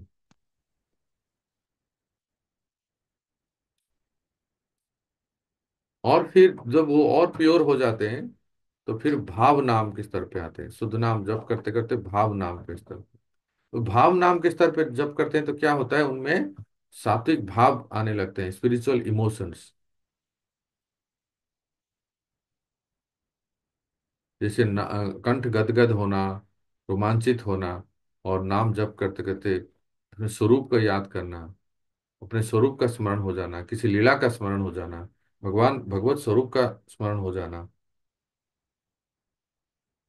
मोर पंख को देखते ही एक, मतलब कभी भक्त के मन में ऐसा भाव आता है कि अपने आप को रोक नहीं पाते। किसी पद, कोई एक पद को सुनते ही भगवत लीला इतना चित्त में दृश्यमान होता है या आभास होता है कि वो अपने आपको रोक नहीं पाते। भगवान की कोई गुण कैसे वो अपने भक्त वात्सल्य, कैसे अपने भक्त की रक्षा करते हैं, ऐसे कोई लीला सुनते ही उस साधक के चित्त द्रवीभूत हो जाता है। यह है भावना। और सबसे श्रेष्ठ है प्रेम नाम। प्रेम नाम तो वो होता है कि साधक अपने स्वरूप को पूर्णतया जान लेते हैं, और भगवान का कौन से स्वरूप में वो संबंधित है, क्या वो राधा दास्यम है क्या, राधा रानी के दासी के रूप में अपने आप को वो स्वरूप को जानते हैं, और उस उस भाव में रह के वो मानसी सेवा करते हैं। इधर नाम जब चल रहा है महामंत्र का, पर मन से उनका चिंतन है कि अभी इस समय हम किशोरी जी के दासी बन के कुछ सेवा में रहते हैं, कुंज में कुछ सेवा है, या उनके साथ उनके चरण प्रक्षालन, चरण संवाहन इत्यादि, या कोई दूसरे रस में है, कोई दास्य रस में है तो उसकी क्या सेवा है, गोलोक धाम में कोई साक्ष्य रस में है, कोई वात्सल्य रस में है तो उसकी क्या सेवा है। तो वो मानसी सेवा करने लगते हैं और उस स्वरूप में वो करते हैं, पंच भौतिक शरीर से नहीं, पंचभौतिक शरीर तो साधक शरीर यहाँ नाम जप कर रहे हैं, और अंतश्चिंतित देह ये होता है। बिलाप कुसुमांजलि रघुनाथ दास गोस्वामी, अंतश्चिंतित देह ये हो जाता है कि वो ऐसा लगता है कि वो श्री जी के चरणों में पायल लगा रहे हैं, या श्री जी के लिए खीर बना रहे हैं, ठाकुर जी के लिए पगड़ी बना रहे हैं, ठाकुर जी को इस इस बड़े प्रेम से वो श्रृंगार कर रहे हैं। इसको प्रेम नाम कहते हैं। इसमें व्यक्ति को रसा का बारे में पता चलता है, किस किस उसका स्वरूप, भगवत स्वरूप, और फिर जो स्पिरिचुअल इमोशंस है वो पूर्णतया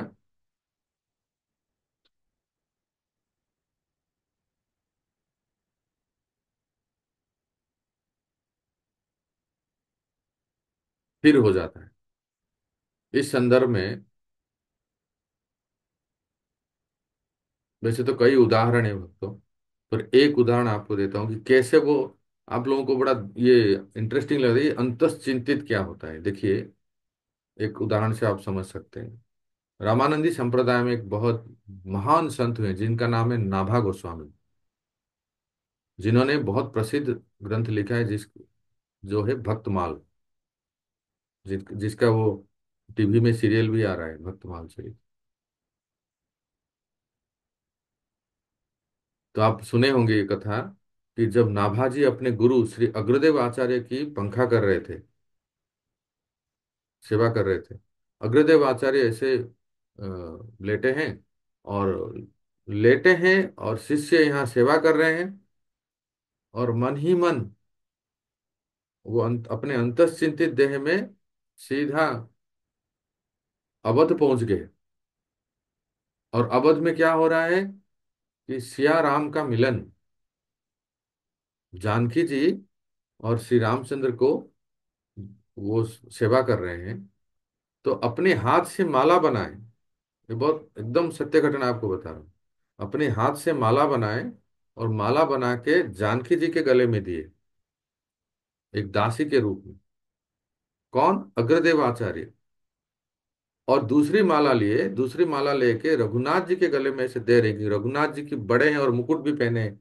तो रघुनाथ जी के गले में से देने ही जा रहे थे, रघुनाथ जी अपने सिर को ऐसे झुकाए रखे हैं कि ये जो सखी है उनके गले में माला देंगे।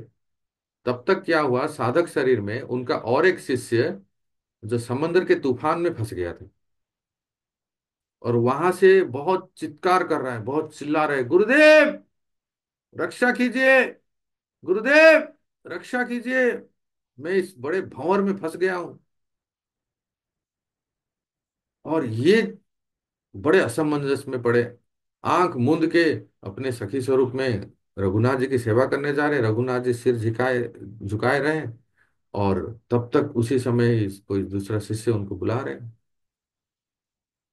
अब ये करे तो क्या करे, वो माला भी नहीं दे पा रहे हैं, रघुनाथ जी ऐसे ही सिर रखे रखे। ये कब माला देंगे? माला देंगे तो कैसे देंगे, क्योंकि उनको उनका चेला बुला रहा है, शिष्य।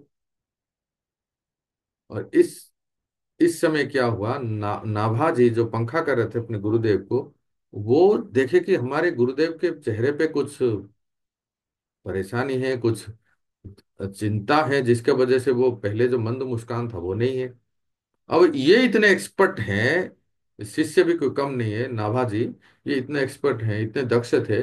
अपने अंतश्चिंतित देह से वो भी सोचने लगे हमारे गुरुदेव को क्या हो गया।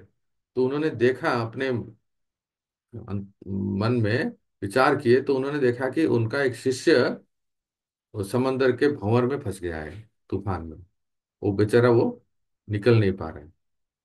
तो नाभा जी ने अपने गुरु भक्ति से, सुनिए ध्यान से, नाभा जी ने अपने गुरु के प्रति जो अटूट भक्ति था, जो सेवा किया था, वो पंखा को इस तरह से हवा फेराए, इस तरह से उन्होंने एक दिशा की ओर ऐसे गुरुदेव को पंखा करते करते करते करते एक ऐसी दिशा में वो अपने पंखा को हवा दिए कि वो हवा तूफान जो है वो दूर हट गया, दूर हट गया, और वो नौका जो है डूबने से बच गया, और फिर वो अपने कुशल स्थिति में आ गए।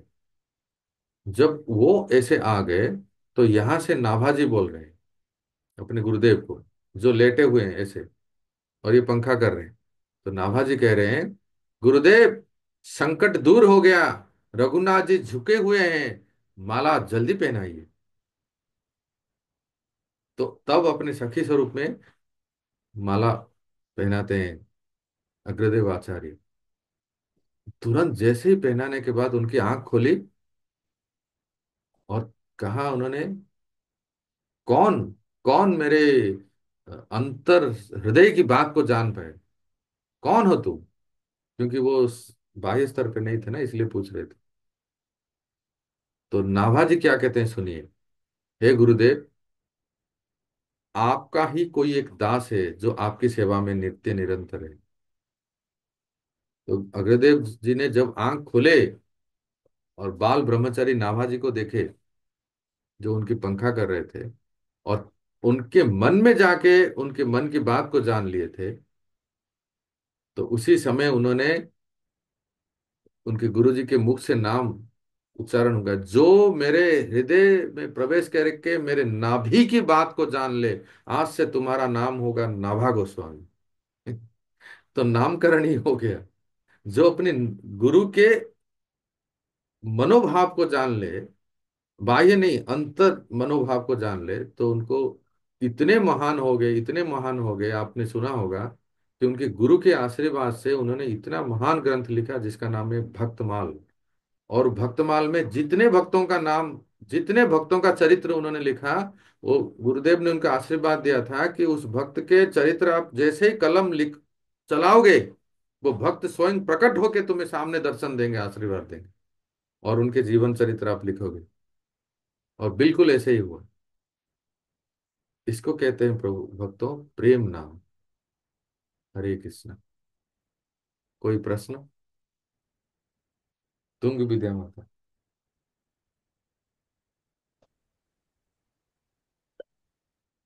हरे कृष्णा प्रभु जी।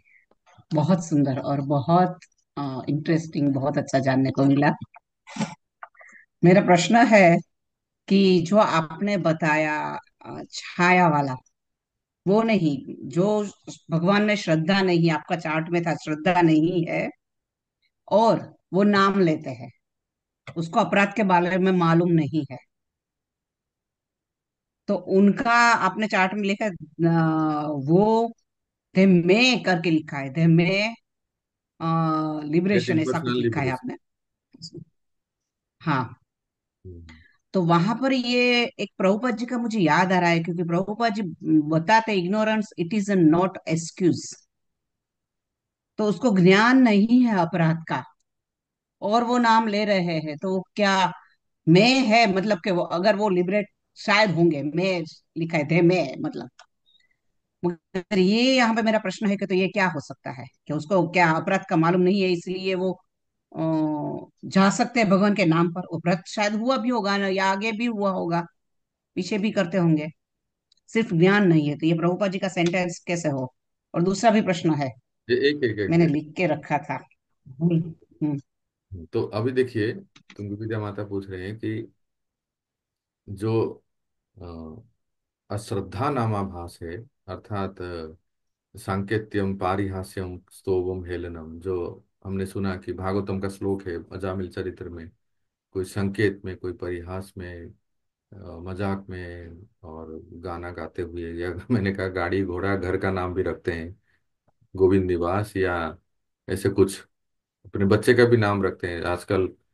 बहुत ही एक फैशन हो गया है कि अपने बच्चों का नाम कुछ आर्यन या कुछ इस तरह का नाम लेते हैं जो थोड़ा वैदिक हो, थोड़ा, है ना? आपने देखा होगा बच्चों के नाम अब मॉडर्न प्रो वैदिक नाम रखते हैं, वो आजकल फैशन हो गया है।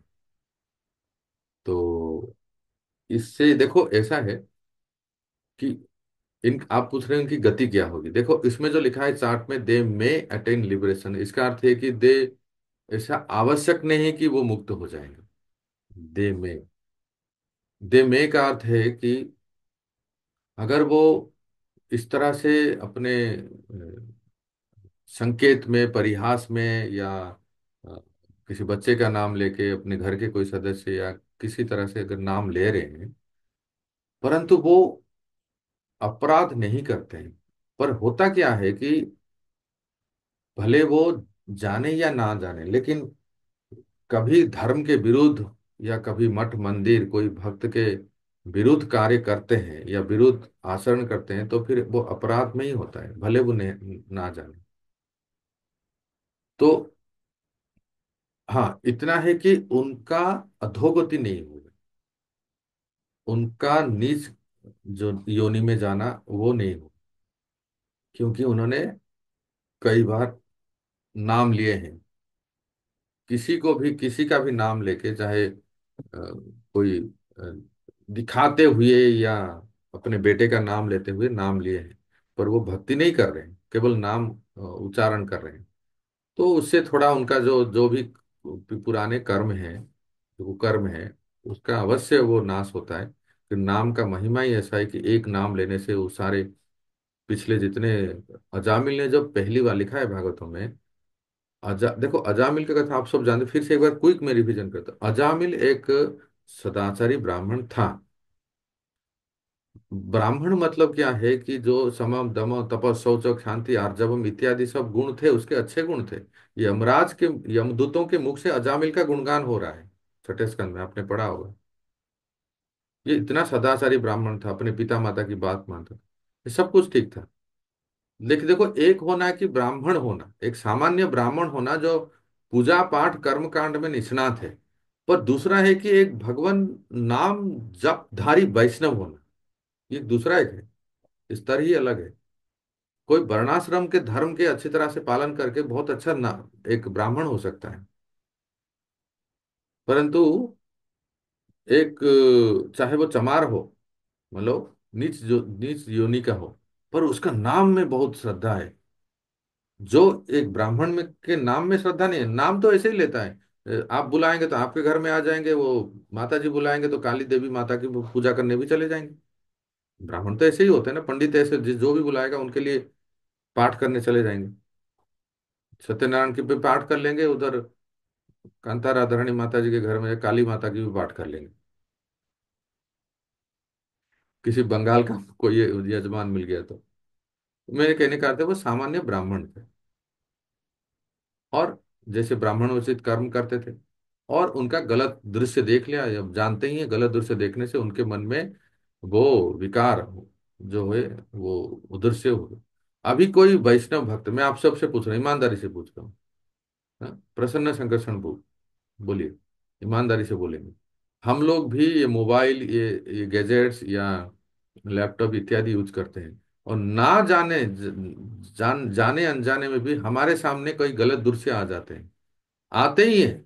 अजामिल के समय में कोई टीवी नहीं था, कोई इंटरनेट नहीं था, उन्होंने एक गलत दृश्य देखा था, और देखने का प्रभाव ये है कि उनका क्या हुआ वो तो इतिहास साक्षी है। और हमारे सामने आए दिन, मैं कुछ एक रेलवे टिकट बुक कर रहा हूं, उसमें ऐसा पॉपअप हो रहा है, क्या कहें। एक नंगी पुंगी कोई औरत आ जाती है, मतलब बहुत ही, मतलब दुख लगता है ये सब देख। तो कैसे कोई अपने आप को रोक सकता है। तो इसका अर्थ ये है कि कोई वैष्णव है तो वो अगर साधना भक्ति अच्छी तरह से करता है तो उसके अंदर एक विवेक है, भगवान उसको रक्षा करते हैं। गौर नित्यानंद उसको, क्योंकि गौर नित्यानंद की कृपा है कि नाम में इतनी शक्ति है, नाम में तो है शक्ति, पर क्योंकि गौर नित्यानंद ने उसको इतना प्रचार किए हैं, और उन्होंने कहा है कि जो इस नाम को ले गए तो उनमें अपार शक्ति आएगी। इस नाम के प्रभाव से हम वो पाप से बच जाते हैं। am I right? हम जानते हैं, फिर भी हम वो गलत कार्य नहीं करते हैं। किसी को, कौन किसको अच्छा नहीं लगेगा बताइए। एक नव युवक है, हम लोग सब यंग ब्रह्मचारी से हैं यहाँ, कोई अगर यंग माता जी कोई लड़की आती हैं तो किसी का भी मन आकर्षित होता है, तो what is that which prevents us to not to do that act? वो है हमारी जो हरिनाम लेते हैं, हरिनाम के प्रति जो भी थोड़ा बहुत विश्वास है, और जो साधना करते हैं, वो गुरु कृपा से, हरि कृपा से, नाम की कृपा से हमारे अंदर, मान लो भगवान ही हमें रक्षा करते हैं।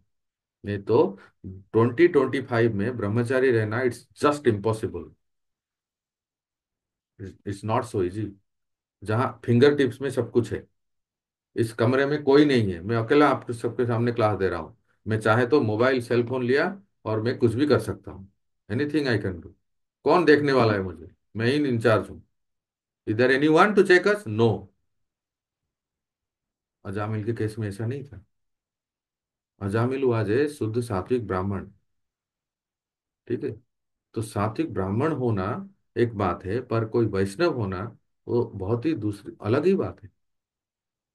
यही था कि अजामिल को वहां गाइड करने वाला कोई नहीं था। मान लीजिए हमने कोई गलत दूर से देख भी लिया, मान लीजिए हमारे मन में कुछ विकार आ गए, विषय वासना आ गए, तो हमारे काउंसलर हैं, हमारे मेंटर हैं, हम किसी डिवोटी के पास जाते हैं, हम वो हमें कुछ टिप्स बताते हैं, तो फिर हम अपने आप को बचने का, हम मतलब प्योर होने का प्रयास करते हैं। पूज्य गोपाल कृष्ण गोसाई महाराज प्राय अपने कोई भी ब्रह्मचारी शिष्य अगर उस वो आश्रम छोड़ने चाहता है, तो मैं सुना हूं, मैं देखा भी हूं, महाराज कहते हैं कि तुम अपना सेवा कम करके ज्यादा से ज्यादा विग्रह सेवा में, डेटी वर्शिप में लगो। जब पुजारी सेवा करो, अल्टर में जाओ, थोड़ा विग्रह के साथ टच में रहो। When you come in close with the pure personified, you also become pure. और उसको दूसरे सेंटर में भेज देते हैं, out of sight out of mind. उसकी साधना का चेक करते हैं। क्या अजामिल के केस में ऐसा कोई था? क्या अजामिल के केस में कोई चेक करने वाला था? जब ये सब कार्य वो उसके मन में आने लगे, यू आर जस्ट ए पायस ब्राह्मण। फिर उसका गलत संग हुआ और फिर वो उसका अधोपतन हुआ, तो सारे पाप कृत्य करने लगा, सारे पाप करने लगा। लेकिन ऐसा कहीं ट्रेस नहीं है कि अजामिल ने किसी सन्यासी को, किसी ब्राह्मण को, किसी वैष्णव को उसने आघात किया, उसको उसको हानि पहुंचाई। इतना वो विस्मृत हो गया अपने पूर्व पूर्व जो कर्म, कि वो नहीं था तब कुछ ब्राह्मण उसके गांव में आए थे, और उन लोगों ने कुछ बच्चों से पूछा, क्या यहाँ कोई ब्राह्मण रहता है जहां हम एक रात रुक सकते हैं? तो मिस्चिफ मॉन्गर जो इंग्लिश में कहते हैं ना, मिस्चिफ मॉन्गर मतलब चुगली करने वाले कोई, ऐसे लोगों ने उन ब्राह्मणों को दिखाया, हाँ आप वहां जाइए, उस गाँव घर में, वहां तो बड़ा शुद्ध पक्का ब्राह्मण रहता है। वास्तव में उनको वो परिहास में बताए, मजाक में, चुगली करने लगे। इनको तो पता नहीं था। और ये ब्राह्मण गए और उनको पूछे कि हरे कृष्णा, प्रभु जी हैं क्या? प्रभु जी नहीं थे, माता जी निकली, वो भी कौन? वेश्या। वेश्या को देख तो आश्चर्य हो गई कि ये हमारे घर में, और ये तेजस्वी ऋषि मुनि ब्राह्मण कहाँ से आ गए? वो वेश्या तो बिल्कुल समझ गई कि किसने गलत रास्ता दिखा दिया होगा। और तो उन्होंने फिर कहा कि प्रभु जी तो नहीं है, और आप विरामदे में बैठ जाइए, मैं सब आपको जो भी चाहिए, हमारा बड़ा सौभाग्य आप आए हैं, तो आपको पानी जल जो भी चाहिए वो दे देंगे। वो वो सब बैठ गए और लेने लगे, पर उनको बाद में पता चल गया कि ये तो हम गलत जगह पे आ गए हैं। ये तो कोई साधारण स्त्री नहीं, ये तो वेश्या है, और वेश्या के हाथ से हम पवित्र ब्राह्मण कैसे भोजन ग्रहण करेंगे? जब उनको पता चला, तो उनको किसी तरह से वो अपना आतिथ्य को थोड़ा बहुत स्वीकार करके वहां से निकले। पर वो निकलते निकलते उनको मन में आया कि क्यों ना ऐसे पतित फैमिली को, ये वेश्या को और वेश्या के पति को कुछ तो स्वीकृति मिले। भक्त तो वैष्णव ब्राह्मण तो बड़े दयावान होते हैं ना, दयालु होते हैं। तो उन्होंने कहा, देखा कि ये जो वेश्या है वो गर्भवती थी उस समय। तो गर्भवती नारी को देख के उन्होंने कहा कि देखो बेटी, हमें पता है कि तुम गर्भवती हो, तुम्हारा संतान अगर जन्म होगा तो उनका नाम नारायण रख लेना। बस इतना ही कहे कि और वो चले गए। और ये मिश्रा जी, कौन? अजामिल जी, घूमते घामते कहीं से अपना जो चोरी डकैती मर्डर इत्यादि सब करके वो आए अपना धन वान लेके। और जब आए तो ये पत्नी जो है ना, उन्होंने सब कुछ सुनाया कि आज हमारे घर में चार ब्राह्मण आए थे और ऐसे ऐसा किए, उन्होंने को उनको किसी ने गलत रास्ता, तो उन्होंने कहा कि हमारा बच्चा अगर जन्म होगा तो उस बच्चे को नाम नारायण रखना।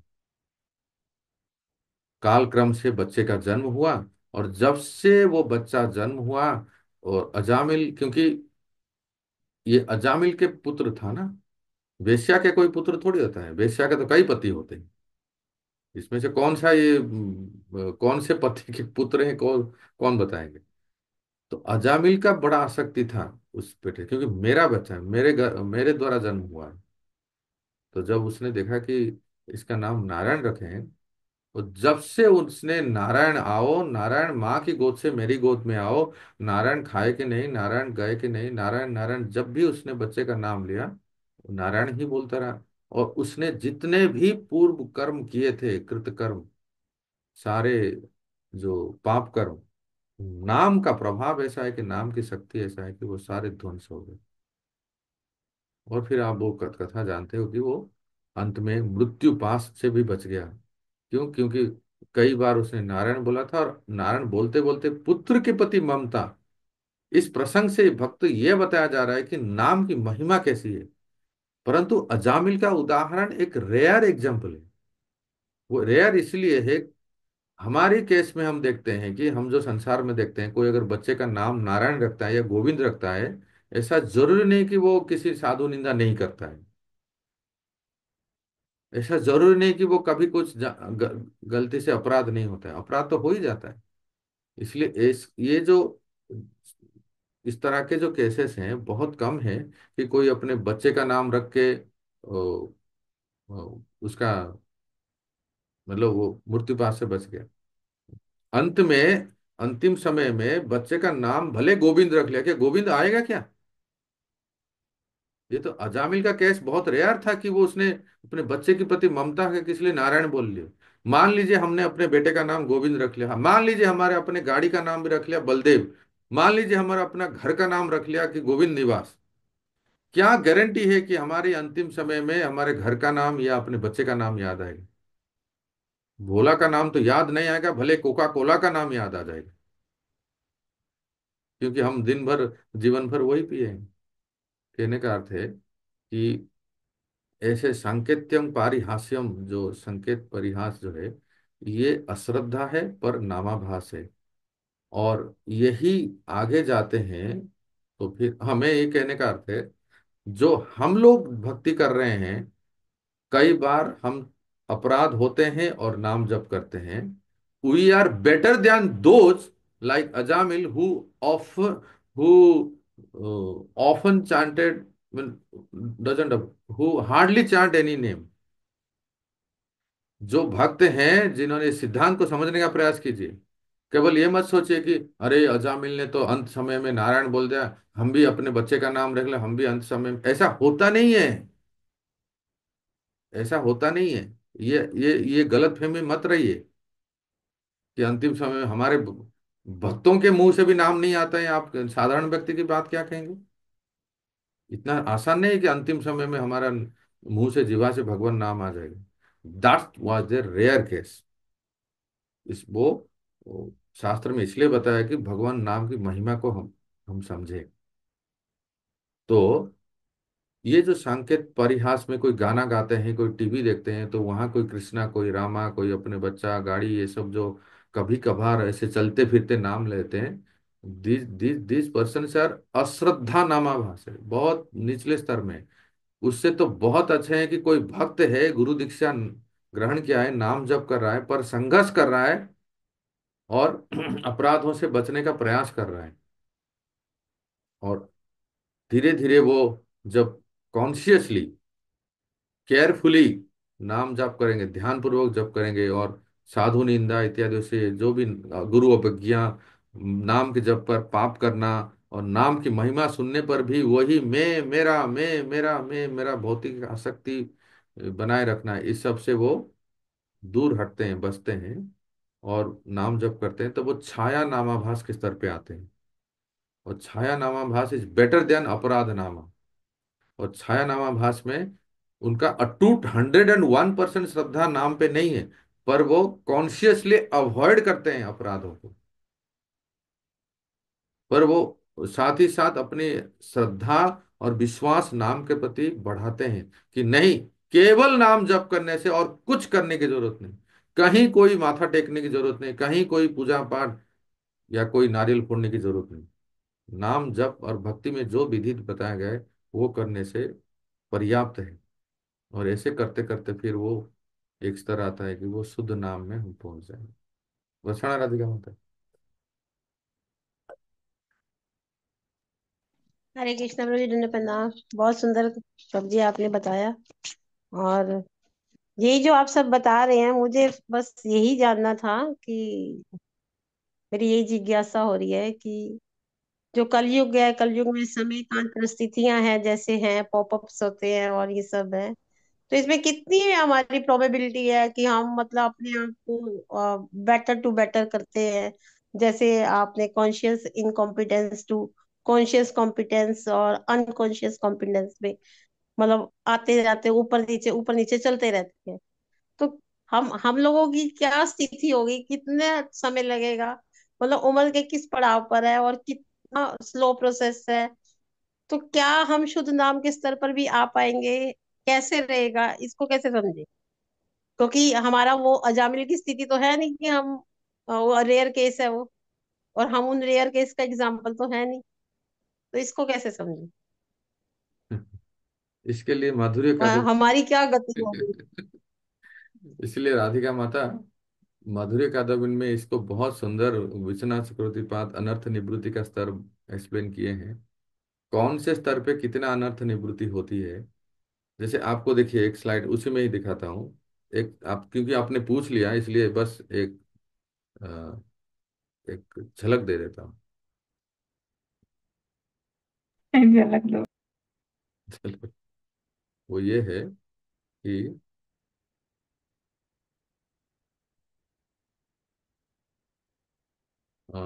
इसमें है शायद।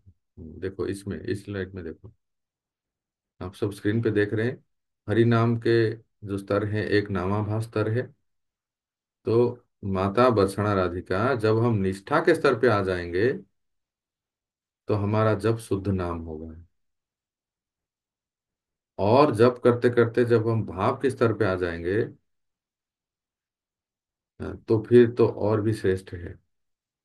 और भाव के स्तर पे साधक को अपना स्वरूप और भगवान के कौन से स्वरूप से वो संबंधित है ये पता चल जाता है।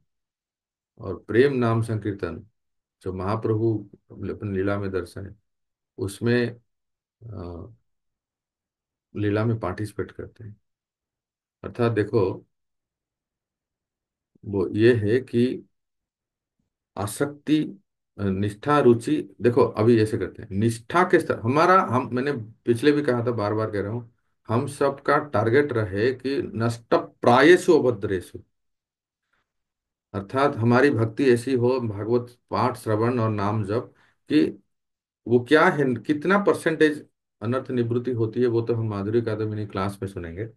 पर मोटा मोटी अभी हमारा टारगेट अभी ऐसा होना चाहिए कि हम निष्ठित भजन क्रिया में करें। अनिष्ठित भजन क्रिया से निश्चित भजन क्रिया स्तर पे आए। और ये निश्चित भजन क्रिया क्या है, उसमें क्या लक्षण है, कैसे पता चलता है कि कोई साधक निष्ठा के स्तर पे है, इसका डिटेल हम अपने कोर्स में सुनेंगे। एक बार हम निष्ठा के स्तर पे आ जाएंगे तो वहां से रुचि आसक्ति भाव का स्तर बहुत आसान है एकदम। हम एक रैपिडली चले जाते हैं। सारा होमवर्क इसी हिमालय पहाड़ में ही लगता है अनर्थ निवृत्ति को पार करने में। है ना। तो अभी जो मैंने कहा कि अपने स्वरूप का जानना और भगवान के कौन से स्वरूप से हमारा संबंधित है, हम कौन से रस में हम भगवत से संबंधित, ये सब अ, जो है भाव स्तर। और प्रेम स्तर में क्या होता है भक्तों, वो भाव स्तर में वो उस साधक को लीला दर्शन होता है। He become the audience the pass times of Lord. But at the stage of Prem he become the participants in the pastimes of Lord. Is it okay? समझ रहे हैं।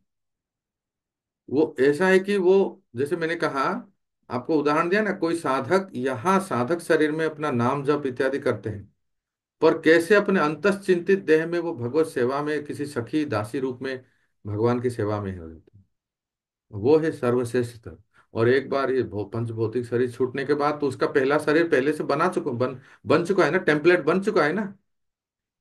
किसी ढांचे किसी स्ट्रक्चर को बनाने के लिए पहले ढांचा बनाते हैं ना, किसी बिल्डिंग को बनाने के लिए पहले एक टेम्पलेट बनाते हैं।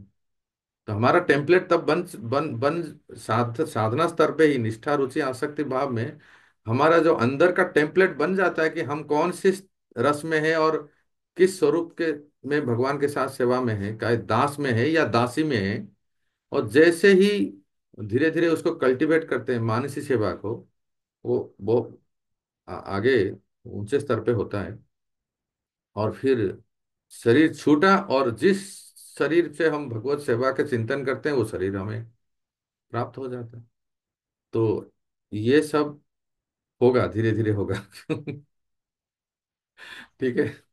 पहले तो हमें ये शरीर और संसार के जो जकड़ से, नेटवर्क से धीरे धीरे ऊपर उठना है। और सारी जिम्मेदारियों को, आप लोगों की जितनी जिम्मेदारियां, हम सब की, आप या मैं, हम लोगों की सारी जो जिम्मेदारियां धीरे धीरे कम हो जाएं। और फिर हम जब एक निष्ठ होके एक लय से भजन करेंगे जिसमें उस स्तर पे जाके होता है। ठीक है। लास्ट क्वेश्चन, प्रसन्न संकर्षण को, प्रसन्न संकर्षण पोष हो गए क्या? बहुत देर हो गई इसलिए। ठीक है। अब एक क्लास में ही सारा हम सुन लेंगे प्रभु क्या? जी, एक कुछ बचा शॉर्टकट के नहीं हो रखिए कल। सकता? हाँ, विद्या माता। हरे कृष्ण प्रभु जी, एक शॉर्टकट नहीं हो सकता? क्योंकि अनर्थ मालूम नहीं है, अनर्थ निवृत्ति क्या करेंगे ये है। मैं तो ऐसा मानती हूँ, मेरी पर्सनल, कि मैं मानती हूँ गुरु और गौरव को खुश करो, अपने आप हो जाएगा। बात तो सही है।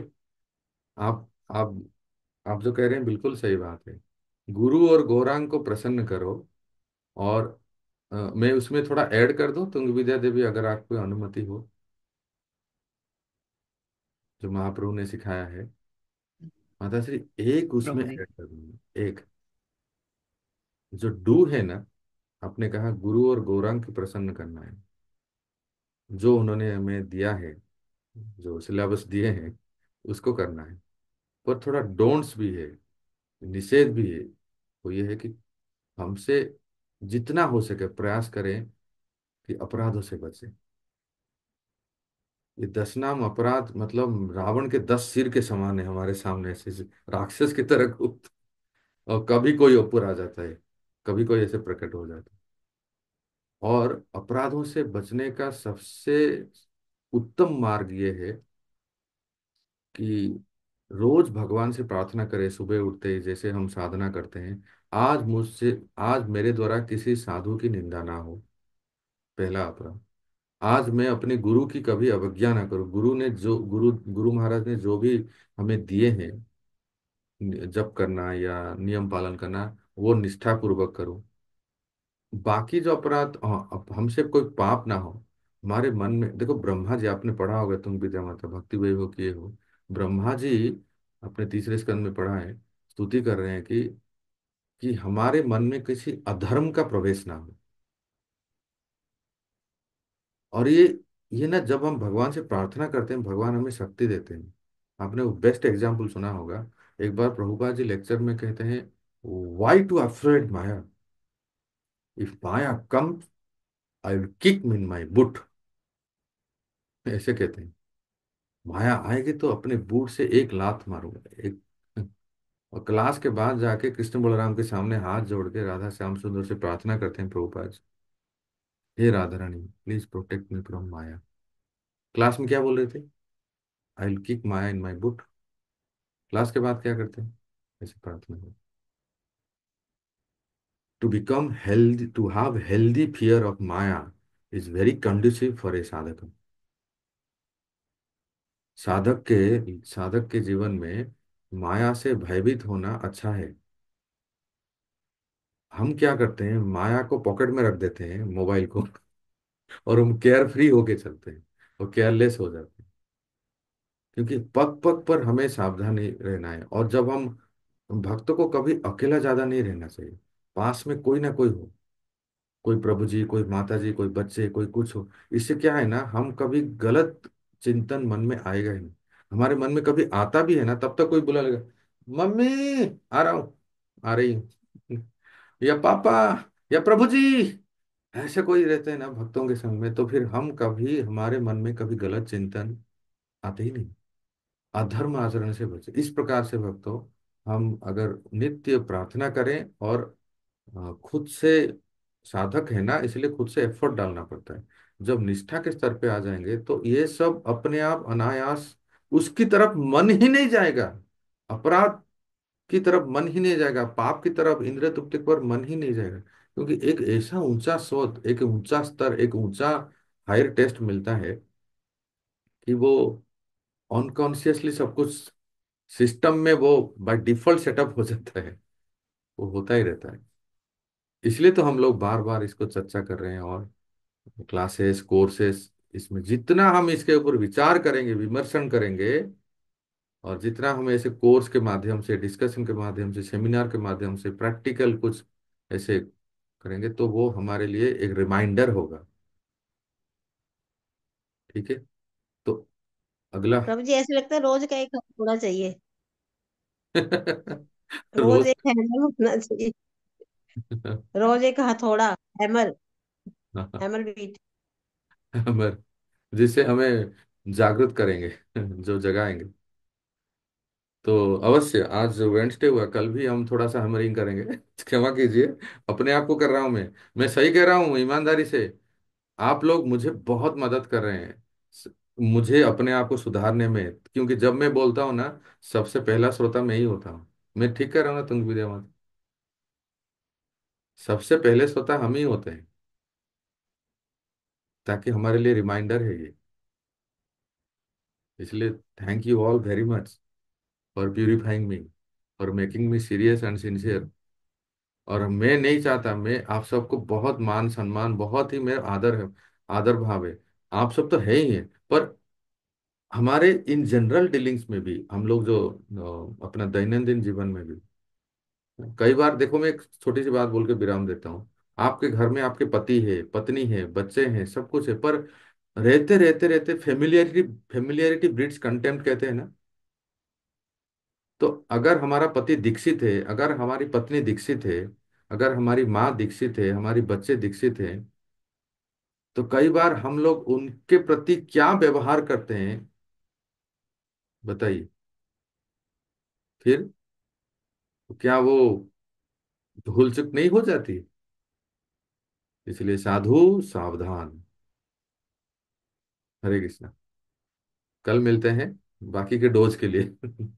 शिला प्रभुपाद की